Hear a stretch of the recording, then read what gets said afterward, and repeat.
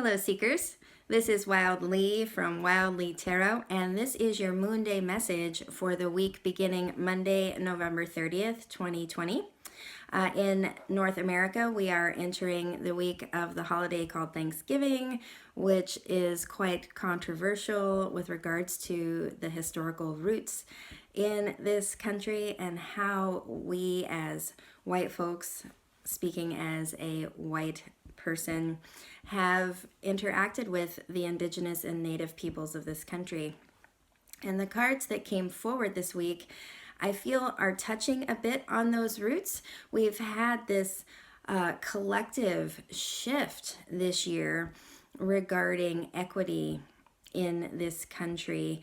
And I'm sensing that what else is happening is that we are individually beginning to become more aware of the collective and actually beginning to be able to feel and empathize with and see the pain that colonialism and white supremacy has inflicted on other people, other cultures that we have been blinded to collectively.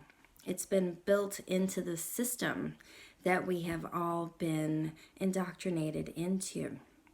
And so the energy that's present for us this week is a little bit tricksy.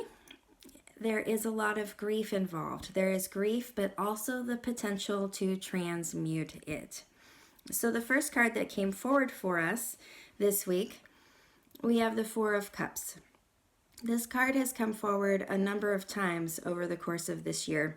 It's the card of grief, deep grief and realization of how we have utilized and expressed our opportunities and potential. Another piece of this card that I really want to make sure I drop in here is that it is a 4, and 4 is a really grounded number. It's a foundational number. It's the base of a pyramid. It's very strong. And so even though we're going to have some strong feelings move through us this week, there is foundation there. There is no need or necessity to let the emotions overtake us, to overrun our mental thought processes. It's simply good knowing to register, oh, this week there's going to be a lot of feelings in the field.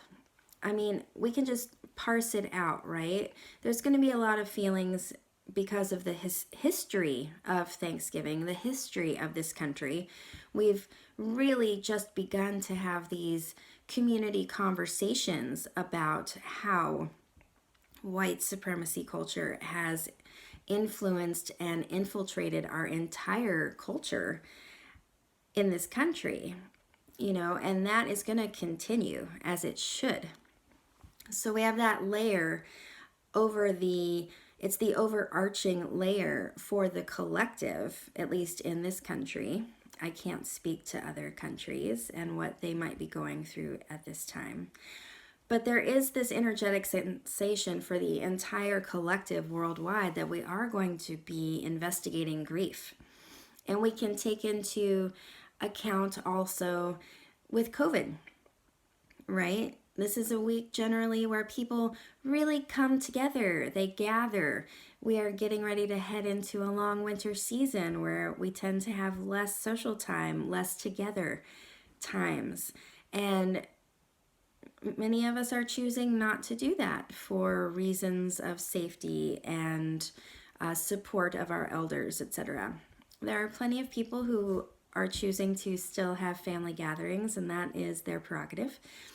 But regardless, even in those families, there will be persons who choose not to participate because of fear or some other reason that they choose not to be.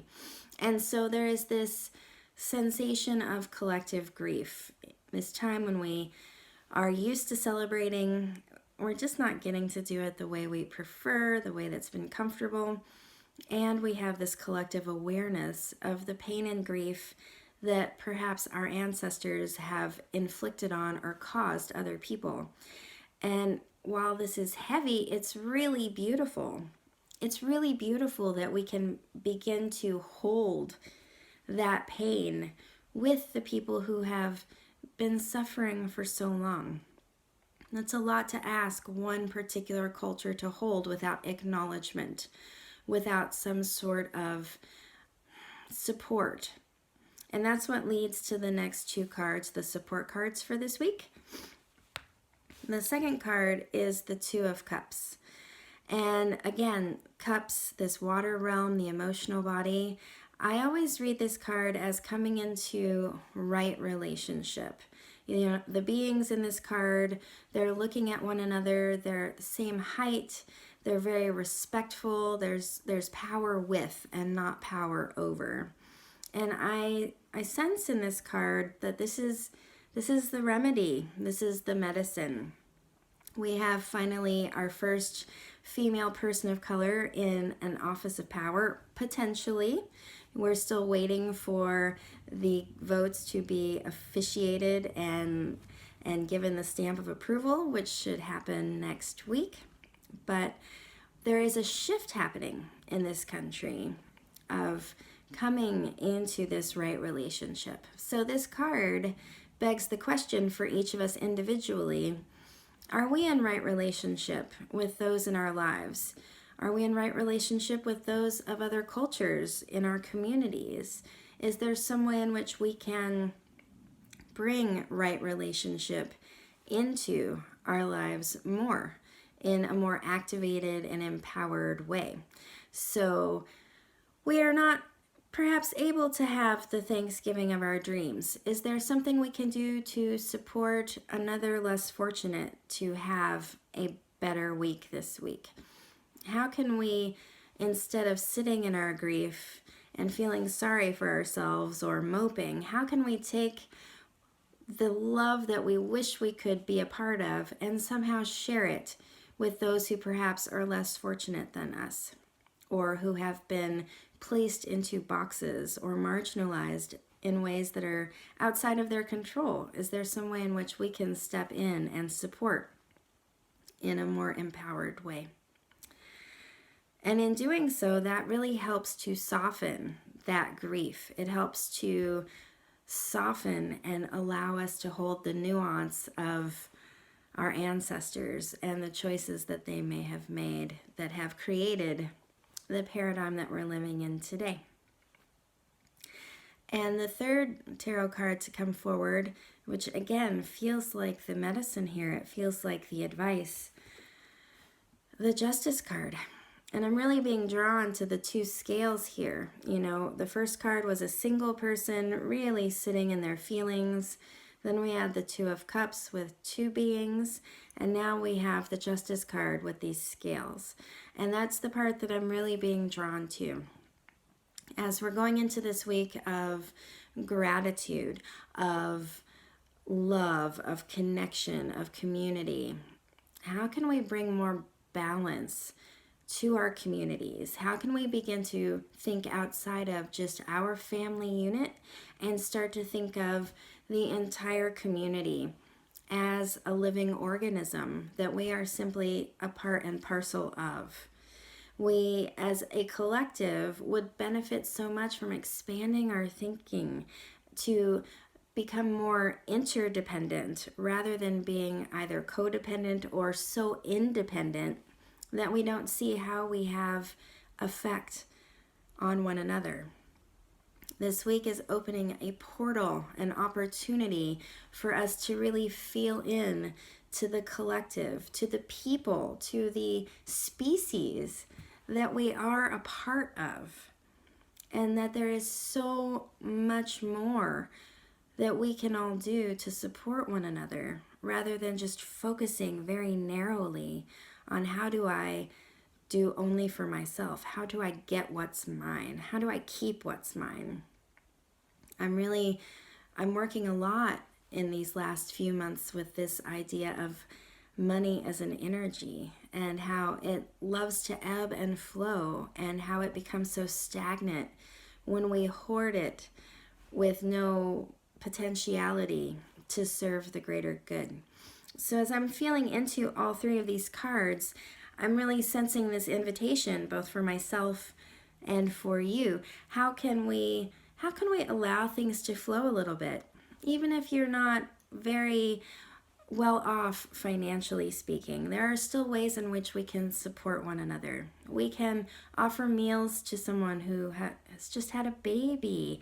We can offer to get groceries for an elder who perhaps is staying home because of fear of COVID. There are ways in which we can begin to weave ourselves into community, even though we can't be with one another, even though we can't necessarily be in large groups or do the special events and dances and meals and all the things that we're used to doing. That doesn't remove us from the fact that we are still in community and we are still in a species that requires all of us to continue to show up for one another so that we can, in fact, survive. And I felt called to pull one more card. This is from my new Threads of Fate deck, which I love. Let's see how it shows up here. It's a gold foiled deck. This one is called the Alchemist. So this is the advice card for how to take this medicine, how to roll with it. We have the Alchemist.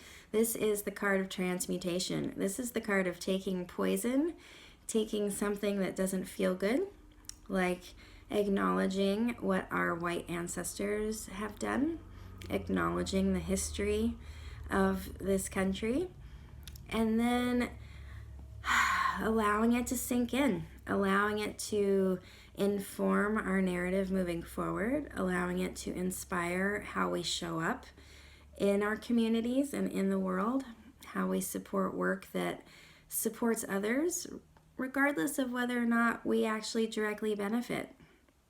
The Alchemist is about taking what hurts, what is ugly, what is poisonous, and transmuting it into something of power, something of beauty. And that's the portal this week. That's the potential. Can we continue reaching in, going deeper, accepting Black Lives Matter and moving in even deeper? What about Indigenous lives? What about Native lives? What about the history that is present in the land on which we live? Do you know what Native peoples lived on the land where you reside at this time? There are several websites where you can find the names of those peoples and begin to acknowledge them. Perhaps find out if those tribes are still alive, if they're still looking for support, if they're still fighting for their ways and their land. And if they no longer exist, can we grieve for them? Can we speak about them at our tables?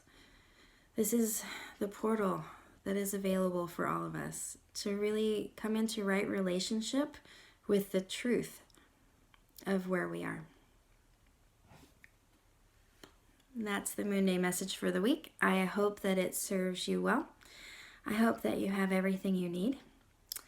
Just to share some exciting news, I am taking this to the streets. I will be opening up a podcast this week, Wyld Lee Tarot.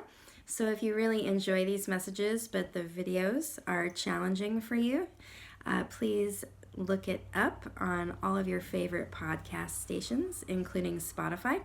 I'll be uploading it once a week, as well as some other content that I may not place in video format. So that's the big reveal for the week. I also have just a couple one-on-one slots for this week if you are feeling called to work with me and need some support. And other than that, I hope that you have a beautiful week, that it's full of gratitude, and you're able to take some time to really dive into your feelings and allow the grief, whatever moves through you, to move through so that you can get to the other side. Have a beautiful day.